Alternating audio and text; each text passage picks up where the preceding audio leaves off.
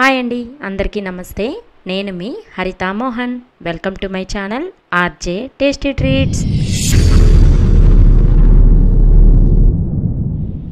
పెళ్లి భోజనాల్లో లేదా క్యాటరింగ్ వాళ్ళు చేసే కర్రీస్లో కొన్ని గ్రేవీ కర్రీస్ చాలా కొత్త టేస్ట్తో మనం రెగ్యులర్గా చేసుకున్నట్లు కాకుండా డిఫరెంట్గా బాగుంటాయి కదా. అలాంటి ఒక రెసిపీ అయిన మునక్కాయ మసాలా కర్రీని పెళ్లి భోజనాల స్టైల్లో ఎలా చేసుకోవాలో ఈ వీడియోలో చూపిస్తాను. రెసిపీ ఎంత సింపుల్గా ఉంటుందో టేస్ట్ కూడా చాలా బాగుంటుంది. మరి ఈ మునక్కాయ మసాలాని ఎలా చేసుకోవాలో ఇప్పుడు చూద్దాం. ఈ కర్రీ కోసం నేను 2 లేత మునక్కాడల్ని తొక్కు తీసేసి ఈ సైజు ముక్కలుగా కట్ చేసుకున్నాను. వీటిని కడిగి పక్కన పెట్టుకొని టేస్ట్ కోసం నేను 4 వంకాయలు కూడా వేస్తున్నాను. మీరు వంకాయ ప్లేస్లో మరో 2 మునక్కాడలు ఎక్కువ వేసుకొని కూడా చేసుకోవచ్చు. ఈ వంకాయల్ని కూడా మునక్కాడ ముక్కలు లాగే పెద్ద సైజు ముక్కలుగా కట్ చేసుకొని సాల్ట్ వాటర్లో వేసి కాసేపు పక్కన పెట్టుకోవాలి. సాల్ట్ వాటర్లో వేయడం వల్ల ముక్కలు కలర్ మారకుండా ఉంటాయి. ఇప్పుడు స్టవ్ మీద కడాయి పెట్టి 2 స్పూన్ల ఆయిల్ వేసుకొని ఆయిల్ హీట్ అయిన తర్వాత మునక్కాయ ముక్కలు వేసి మీడియం ఫ్లేమ్లో 2 to 3 మినిట్స్ ఫ్రై చేసుకోవాలి. ఇలా ఫ్రై చేయడం వల్ల కర్రీలో మునక్కాడ ఫ్లేవర్ చాలా బాగుంటుంది. 3 మినిట్స్ తర్వాత వంకాయ ముక్కలు కూడా వేసి మరో 2 నుంచి 3 నిమిషాలు వీటిని కూడా ఫ్రై చేయాలి. ఇవి ఇలా ఫ్రై అవుతున్నప్పుడే చిటికెడు పసుపు, 1/2 స్పూన్ ఉప్పు వేసి ఫ్రై చేసుకుందాం. ఇక్కడ వంకాయ ముక్కలు చూసారంటే లైట్గా కలర్ చేంజ్ అవుతున్నాయి కదా. ఇక్కడ వరకు ఫ్రై చేసుకొని స్టవ్ ఆఫ్ చేసి వీటిని వేరే బౌల్లోకి తీసుకుందాం. ఇప్పుడు కర్రీ కోసం ఇక్కడ నేను 2 మీడియం సైజు ఉల్లిపాయల్ని 2 టొమాటోస్ని తీసుకున్నాను. ముందుగా ఒక మిక్సర్ జార్లో ఇలా సన్నగా కట్ చేసుకున్న ఉల్లిపాయ ముక్కలు వేసి వీటితోనే 2 పచ్చిమిర్చి ముక్కలు, 3 లవంగాలు, కొంచెం దాల్చిన చెక్క వేసి వీటిని ఇలా మెత్తగా గ్రైండ్ చేసి పక్కన పెట్టుకోవాలి. ఇదే జార్లో ఇప్పుడు టొమాటోస్ని కూడా ఇలా కట్ చేసుకొని వేసుకొని అలాగే 6 లేదా 7 జీడిపప్పులు, 10 నుంచి 12 బాదం పప్పు వేసి వీటిని కూడా ఇలా మెత్తగా గ్రైండ్ చేసుకొని పక్కన పెట్టుకోవాలి.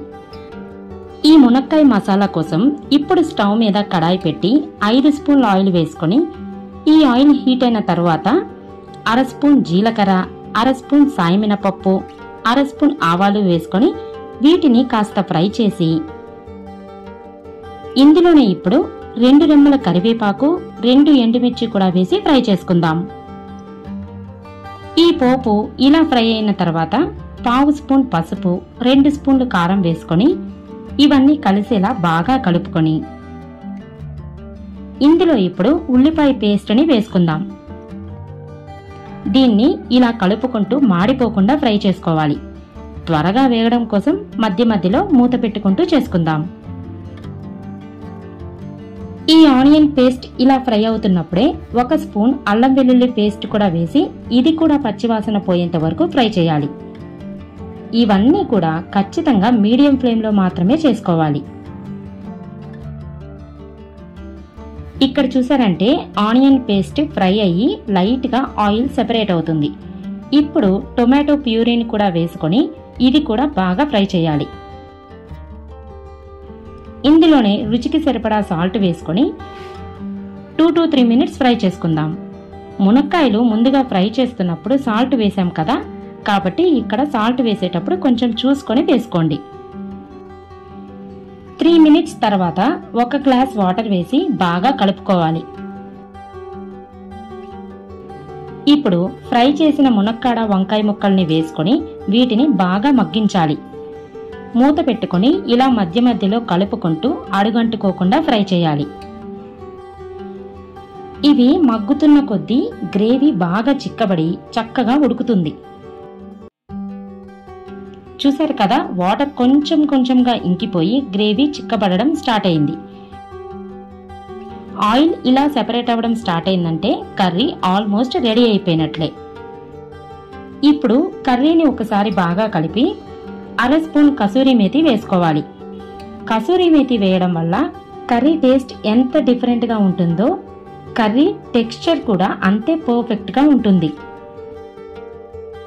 కసూరి మేతి వేసిన తర్వాత కర్రీని బాగా కలిపి జస్ట్ ఒక 5 మినిట్స్ ఉడికిస్తే కర్రీ రెడీ అయిపోతుంది. 5 మినిట్స్ తర్వాత చూడండి, ఆయిల్ మొత్తం సెపరేట్ అయ్యి కర్రీ సూపర్గా రెడీ అయిపోయింది. గ్రేవీ చూసారు కదా, చక్కగా చిక్కగా ఎంత పర్ఫెక్ట్గా వచ్చిందో. ఈ కర్రీకి ఇంకొంచెం స్పెషల్ ఫ్లేవర్ ఇవ్వడం కోసం ఇలా నేను అరచెక్క నిమ్మరసం వేసి కర్రీని మొత్తం బాగా కలుపుకుంటున్నాను. ఇక స్టవ్ ఆఫ్ చేసుకుందాం. మునక్కాడ మసాలా కర్రీ చూసారు కదా ఎంత సింపుల్గా రెడీ అయిపోయిందో. మీకు ఈ టెక్స్చర్ చూస్తుంటేనే తెలుస్తుంది కదా, టేస్ట్ అయితే నిజంగానే మనం పెళ్లి భోజనాల్లో తినే కర్రీ లాగా చాలా బాగుంది.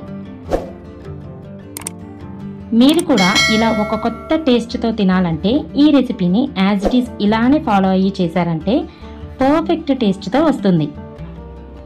ఈ కర్రీని రైస్లో మాత్రమే కాకుండా చపాతీ రోటీలో కూడా సర్వ్ చేసుకోవచ్చు. మరి ఈ పెళ్లి భోజనాల స్టైల్లో మునక్కాయ కర్రీని మీరు కూడా ట్రై చేసి ఈ కర్రీ టేస్ట్ మీకు ఎలా వచ్చిందో వీడియో కింద కమెంట్ సెక్షన్లో కమెంట్ చేయండి. అలానే వీడియో నచ్చితే వీడియోని లైక్ చేసి మీ ఫ్రెండ్స్ అండ్ ఫ్యామిలీ అందరికీ షేర్ చేయండి. మన ఛానల్లో రాబోయే నెక్స్ట్ రెసిపీస్ని ప్రతి ఒక్కరూ మిస్ అవ్వకుండా ఫాలో అవ్వడం కోసం ఛానల్ని ఇంకా సబ్స్క్రైబ్ చేసుకునే వాళ్ళు ఇప్పుడే నా ఛానల్ని సబ్స్క్రైబ్ చేసి బెల్ ఐకాన్ని కూడా యాక్టివేట్ చేయండి. నెక్స్ట్ రెసిపీతో మళ్ళీ కలుద్దాం. Thanks for watching.